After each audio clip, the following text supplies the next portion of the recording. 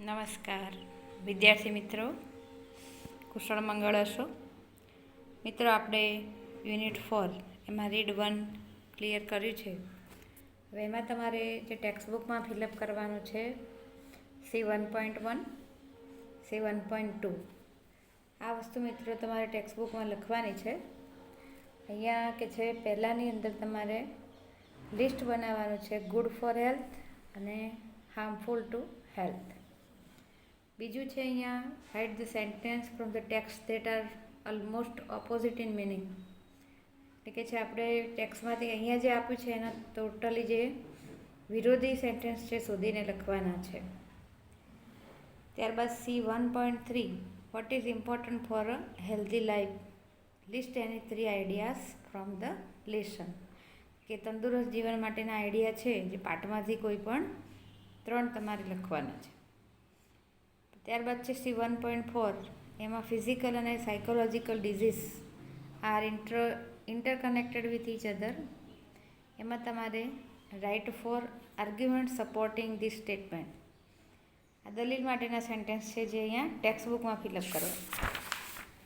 ત્યારબાદ 1.5માં છે લેવલ 1, 2, 3 અને 4 વિશે આપણે ચર્ચા કરી હતી.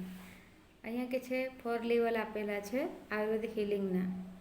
એમાંથી તમારે કે છે જ્યાં જે શબ્દ લેવલ લાગુ પડતું હોય એ લેવલનો નંબર લખવાનો. It help us live longer, તો કયું લેવલ આવી શકે? તો કે છે લેવલ 3. તો એ દરેક બોક્સની અંદર લેવલનું નામ લખવાનું. ત્યારબાદ C1.6 છે એમાં read the statements, write P for problem creators અને S for problem providing solution. કે જ્યાં જે વાક્ય તમને પ્રોબ્લેમ ક્રિએટવાળું લાગે ત્યાં P લખવાનું, સોલ્યુશન લાગે ત્યાં S લખવાનું. હવે આટલું જે મિત્રો છે ટેક્સ્ટબુકમાં. ત્યારબાદ C1.7 એમાં તમારે આન્સર ધીસ ક્વેશ્ચન્સ છે. અહીંયા તમને લગભગ 11 પ્રશ્નો આપેલા છે. એ તમારે નોટબુકની અંદર લખવાના રહેશે અને પેરેગ્રાફ ઉપરથી પ્રશ્નો જવાબમાં કોઈ પણ 2 પેરેગ્રાફ અત્યારે પૂરતા લખશો અને એના પ્રશ્નો જવાબ લખવાના રહેશે, ફકરા ઉપરથી પ્રશ્નો જવાબ. તો મિત્રો, આ યુનિટનું તમારે આટલું કામ કરવાનું છે. હવે આપણે રીડ 2ની વાત કરીએ. યુનિટ 4 રીડ 2 જેનું નામ છે યોગ ફોર હેલ્થ. તંદુરસ્તી માટે યોગ આપણને કઈ રીતે ઉપયોગી થાય છે. આપણે હેલ્થ વિશે તો જાણી લીધું કે આપણી હેલ્થને તંદુરસ્ત રાખવી છે. તો શારીરિક અને માનસિક રીતે તો આપણે કઈ બાબતોનું ધ્યાન રાખવું જોઈએ. અને એમાં આવે કે છે યોગ એ આપણને સૌથી વધારે મહત્ત્વનું અને ઉપયોગી થઈ શકે છે. તો એના વિશેની ડિસ્કસ આપણે આ પાઠમાં કરવાની છે. તો સૌથી પહેલાં આપણે એના ગ્લોસરી વર્ડ્સ જોઈ લઈએ.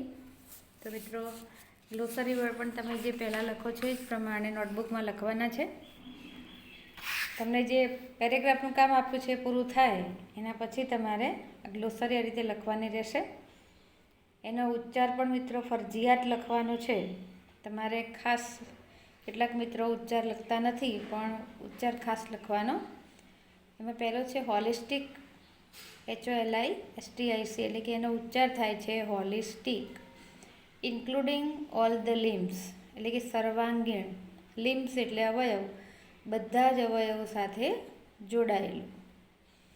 પછી છે સ્ટિમ્યુલેટ, તો છે મેક મોર એક્ટિવ, કે વધારે અસરકારક બનાવવું. પછી છે એન્ડોક્રેનિયલ ગ્લેન્ડ્સ. એનો અહીંયા ગુજરાતી મિત્રો ટેક્સ્ટમાં આપેલો છે અંતઃસ્ત્રાવી ગ્રંથિઓ, એન્ડોક્રેનિયલ ગ્લેન્ડ્સ. પછીનો શબ્દ છે એન્ઝાયટી, એટલે કે વરી, એટલે કે ચિંતા. પછી છે ઇન્સોમેનિયા, એટલે કે સ્લીપ ડિસ્ટર્બન્સ. ઇન્સોમેનિયાનો ગુજરાતી અર્થ છે અનિદ્રા, ઊંઘ ના આવે. એના પછી છે રેસ્પિરેટરી સિસ્ટમ, એટલે કે શ્વસન તંત્ર. રેસ્પિરેટરી સિસ્ટમ, શ્વસન તંત્ર. ત્યારબાદ છે સ્કેલ્ટલ સિસ્ટમ, એટલે કે અસ્થિતંત્ર. સ્કેલ્ટલ સિસ્ટમ, સ્કેલ્ટલ એટલે હાડપિંજર, આપણા જે હાડકાં છે એનાથી જોડાયેલું એક તંત્ર છે અસ્થિતંત્ર. પછી છે કાર્ડિયોવાસ્ક્યુલર સિસ્ટમ. કાર્ડિયોવાસ્ક્યુલર સિસ્ટમ, રુધિરાભિસરણ તંત્ર. પછી છે ડાયજેસ્ટિવ સિસ્ટમ, એટલે કે પાચન તંત્ર. ત્યારબાદ નર્વસ સિસ્ટમ, ચેતાતંત્ર.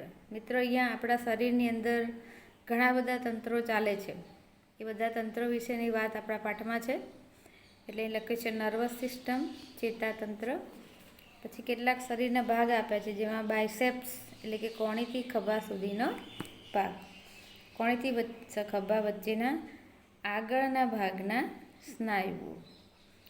પછી છે ઇનહેલ એટલે કે બ્રીથ ઇન, શ્વાસ અંદર લેવો. બ્રીથ ઇન એટલે કે શ્વાસ અંદર લેવો, ઇનહેલ. પછી એક્સેલ, બ્રેથ આઉટ એટલે કે શ્વાસ બહાર કાઢવો. ઇનહેલ અને એક્સેલ એ બંને ઓપોઝિટ વર્ડ છે મિત્રો. પછી છે એબ્ડોમિનિયલ ઓર્ગન્સ. એબ્ડોમિનિયલ ઓર્ગન્સ, ઉદરના અવયવો. ઉદર એટલે પેટ છે, એટલે અંદરના જે પેટના ભાગના અવયવ છે તે. લિમ્ફેટિક સિસ્ટમ, લિમ્ફેટિક સિસ્ટમ, લસિકા તંત્ર. તો મિત્રો, આ રીતે અહીંયા આપણે જોયું કે આપણા શરીરમાં જેટલા તંત્રો ચાલે છે એના નામ અહીં આપેલા છે. નામ ઉપરથી એવું લાગે કે આપણે શરીર વિશે કંઈક વૈજ્ઞાનિક અભિગમથી શીખવાનું છે. બીજા જે વધારાના શબ્દો છે મિત્રો, ખાસ તમારે ગ્લોસરી પછી minimum you have return the 10 words, minimum, maximum as you wish. Minimum તમારે 10 વર્ડ્સ લખવાના છે અને મેક્સિમમ તમે ધારો એટલા લખી શકો છો. અહીં મિત્રો યોગની વાત કરી છે. અહીંયા યોગમાં સૌથી સારામાં સારું જે આસન છે, જે કસરત છે, સૂર્ય નમસ્કાર. એના સૂર્ય નમસ્કારની આ પાઠમાં વાત છે, જેમાં અહીંયા સૂર્ય નમસ્કારના તમને સ્ટેપ પણ આપેલા છે બધા, કે આપણે ખરેખર કેવી રીતે સૂર્ય નમસ્કાર કરવું જોઈએ. અહીંયા 10 થી 12 સ્ટેપ છે. એ 12 સ્ટેપમાં આપણે કેવી રીતે આપણે પોઝિશન લઈએ છીએ અને કેટલી મિનિટમાં પૂરું કરીએ છીએ એ પણ ખાસ જોવા મળશે. અને દરેકે દરેક સ્ટેપ કર્યા પછી એનાથી આપણા શરીરની અંદર કયા ભાગમાં કઈ અસર થાય છે એ અહીંયા બતાવ્યું છે. એટલે અહીંયા આપણે પાઠમાં સૂર્ય નમસ્કારની અને યોગ વિશેની વાત છે. અહીંયા આપણે પાઠની શરૂઆત કરીએ ત્યારે યોગ વિશે કહેતા અહીંયા કહે છે કે યોગ is one of the most ancient science of India. યોગ કે છે એ પ્રાચીન જે વિજ્ઞાન છે એ ભારતનું સૌથી પ્રાચીન વિજ્ઞાન છે. આપણે યોગને અત્યારે ઓળખીએ છીએ એટલે તો મિત્રો યોગને આખા વિશ્વની અંદર સ્થાન આપવામાં આવ્યું છે, પણ કે છે સૌથી જૂનું એ ભારત માટે છે. એટલે લખ્યું છે યોગ is one of the most ancient science. આટલા બધા વિજ્ઞાનો, જે પ્રાચીન વિજ્ઞાન છે એ પ્રાચીન વિજ્ઞાનમાં સૌથી જે જૂનું છે એ ભારતનું આ વિજ્ઞાન છે, એ યોગ છે. હવે કે છે એનાથી ફાયદા એટલા બધા છે એની વાત કરી. It offers a time trusted technique for physical, mental and the spiritual development. કે યોગથી તમને શું મળી શકે છે? તો it offers time trusted technique, એક સમય આધારિત વિશ્વસનીય તમને કે છે સમયાંતરે એક એવી પદ્ધતિ છે કે જે તમને શારીરિક, માનસિક અને આધ્યાત્મિક આપણો વિકાસ કરે છે. સ્પિરિચ્યુઅલ એટલે આધ્યાત્મિક વિકાસ આપણો થાય છે. It constitutes an important aspect of human life. It constitutes એટલે બાંધવું. એન ઇમ્પોર્ટન્ટ આસ્પેક્ટ, મહત્ત્વના જે પાસાઓ છે, પરિબળો છે માનવ જીવનના, એ માનવ જીવનના પાસાઓને બાંધે છે. It is considered to be a science as a ancient as the human race. Human race એટલે માનવ જાતિ, કે માનવ જાતિ જેટલી પ્રાચીન છે, જેટલી જૂની છે, એટલું જ કે છે આ આપણું જે વિજ્ઞાન છે ઇટ ઇઝ કન્સિડર્ડ એટલે કે યોગ એ એનાથી જોડાયેલું છે. It is considered to be science, વિજ્ઞાન સાથે જોડાયેલું છે. જેટલી માનવ જાતિ જૂની છે એટલું જ કે છે આપણા વિજ્ઞાન સાથે જોડાયેલો આ યોગ છે. યોગ has capacity to bring about the fundamental transformation in the individual. કે છે યોગથી બીજા શું ફાયદા છે? યોગ હેઝ કેપેસિટી, એટલે કે યોગની એટલી બધી ક્ષમતા છે to bring about fundamental transformation.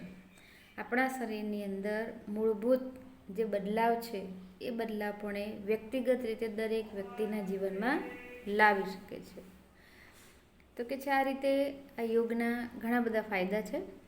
એટલે મિત્રો, તમે યોગ વિશે જો નિબંધ લખો છો તો પણ તમે આ પાઠના શરૂઆતના 3 પેરેગ્રાફને પણ સારી રીતે સ્ટડી કરશો તો ચોક્કસ યોગ વિશે પણ એમાં લખી શકશો.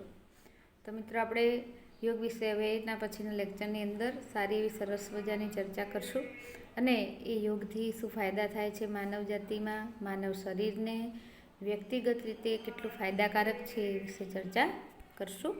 તમને આ જે કામ આપ્યું છે એ કામ કરતા રહેશો અને તમારા જીવનની અંદર પણ તેના કપરા સમયમાં યોગને સ્થાન આપી દેશો તો ચોક્કસ આ સમય પણ આપણો સારો એવો પસાર થશે.